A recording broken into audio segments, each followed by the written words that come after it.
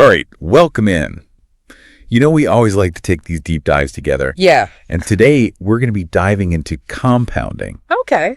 And we're going to be using Bwolf Capital as our guide for this. Cool. They got some seriously fascinating ideas about this stuff. What I really like about Bwolf Capital is they don't just explain compounding, in theory. Right. They really dive into how to actually put this to work. Yeah, and I think, even if you think, compounding really well, I think you're going to get a lot out of this deep dive. For sure. So let's just start with the basics. Right. I guess. Okay. Bwolf Capital really emphasizes that compounding is not just earning interest. Right. It's earning interest on your interest. Yeah. They call it the eighth wonder of the world. Yeah, they do. And they use some pretty crazy scenarios to show how powerful this can be. Yeah, and that's the thing that really blows my mind when it comes to compounding is, they have this example where it's like, imagine going back in time and investing the same amount that Francis I paid for the Mona Lisa. Oh, wow. Okay. Back in 1540. Yeah. That was $20,000 back then. Wow. And if you put that $20,000 into an investment that yielded a steady 6% interest, okay, you wouldn't believe how much it would be worth today. Let me guess, a lot. It'd be a lot more than you think. Okay. More like 3 times the size of the entire U.S. economy. We're talking about $1 quadrillion. Oh my gosh. I can't even fathom a number that big. That's crazy. It really makes you think about what could have been. Yeah. Like if only someone back then had known about this power of compounding. I know. But Bwolf has another example. This one with a bit of a historical twist. Okay, this should be good.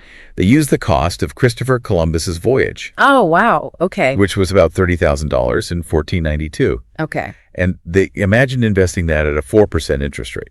Yeah, so instead of, going to the New World, you should just stayed home. Stayed home, made a fortune. Yeah. Didn't have to deal with all that. He'd be a multi-trillionaire by now. Crazy. Isn't that wild? These scenarios, they really make it clear that time is a crucial factor here. Yeah. The longer your money is invested, the more time it has to grow. Right. But it's not just about sitting back and waiting. No. Bwolf Capital also stresses that we have to make smart investment choices. Absolutely. And that's where their idea of, what they call value-creating leopards comes in. Okay. It's essentially these companies that have a proven track record of compounding value over time. Okay, so value-creating leopards. I like that. It's catchy. Right, yeah. But how do we find them? Well, think of companies like Markel and Berkshire Hathaway. Okay. Bwolf Capital really looks up to them. Mm-hmm. These companies are known for steady long-term growth. Okay. They're not after those quick profits, Yeah. They're really focused on building something that lasts. Yeah, so it's not about, finding that hot stock tip. No. Or, whatever the latest craze is. It's really about finding those companies that are built to last. Absolutely. Solid foundation and a clear vision for the future. And I think that's a really important point, because a lot of people, they get caught up in the hype. Right. But you really have to look for something that's sustainable. Yeah. And it seems like Bwolf Capital also really emphasizes avoiding permanent loss of capital.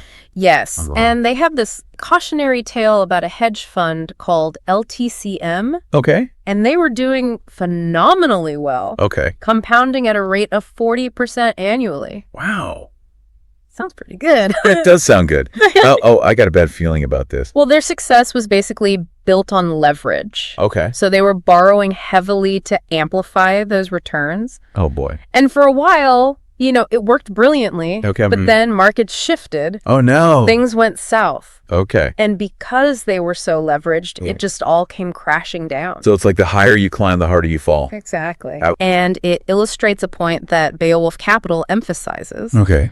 Anything multiplied by 0 is still 0. Okay. So if you lose your principal, it doesn't matter how high your potential returns could have been. Right. You're starting from scratch. So even though compounding is about seeking growth, it's equally important to protect your capital. Yeah. It's about finding that sweet spot between risk and reward. Yeah. That's the key. Right. So we've got a lot to unpack here. Yeah, we've got a lot to unpack. Let's do it. Yeah. It's all about, finding that balance between risk and reward. Okay. So let's go back to these value-creating leopards. Yeah. How can we, as everyday investors, find these companies that are going to compound value over the long haul? Well, it's not about finding some magic formula. Okay. It's more about understanding the traits that these companies have Okay. That make them stand out. All right, I'm ready. Put your detective hat on. What kind of clues are we looking for here? Well, first thing I would say is you got to look at the company's management team. Okay. Think of them as the captain steering the ship. Okay. Right, a skilled captain. Yeah. They can navigate through tough times. Right. And get you to your destination. So we're not just looking at the company's products or services. No. We're looking at the people running the show. Exactly. Okay, so what kind of quality should we be looking for in a management team? Well, you want leaders who have a long-term vision. Okay. People who aren't just fixated on short-term gains. Right. You want folks who are trying to build something that lasts. So they got to be playing chess. Yeah. Thinking several moves ahead. Exactly. All right, so strong management team, that's one clue. Mm-hmm. What else? Another important factor is the company's competitive advantage. Okay. What makes them stand out from the competition? Right. What's their unique selling point? Okay. Could be some groundbreaking technology. Yeah. Could be a really powerful brand. Could even be some kind of advantage in their supply chain. So like their secret weapon. Exactly. Yeah. And the stronger this competitive advantage, the more likely they are to do well over time. I like that. It's like a moat around their castle. I like that analogy a lot. Yeah. Keeps the competition out. Exactly. Okay, so we've got management team, competitive advantage. Yeah. What else? We also got to consider the industry the company operates in. Okay. Some industries are just better suited for compounding than others. Right. Right. Like we probably wouldn't want to invest in a company making horse-drawn carriages.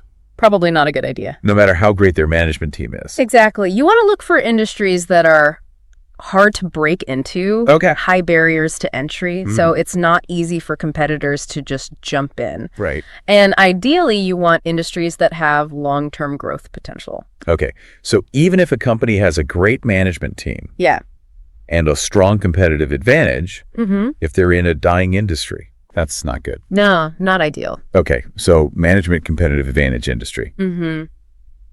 Anything else? Last but not least, Okay. you got to look at the company's financials. Got Got to break out the calculator. Right. Look at things like return on equity, Okay. return on invested capital, free cash flow.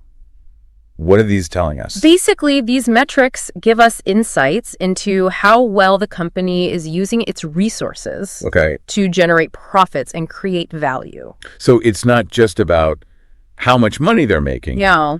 but how they're making it. It's about efficiency. Okay. Are they consistently profitable? Right. Are they investing their earnings wisely?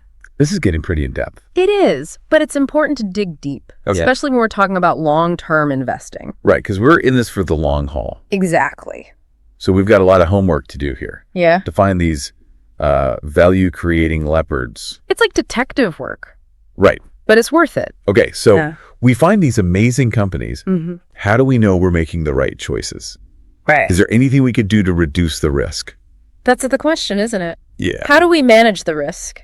Yeah, that's the big question, right? It is. How do we manage that risk? Well, even with, the best research, Right. there's always that chance things could go wrong. Of course. Markets are unpredictable. Yeah. Unexpected things happen. That's life.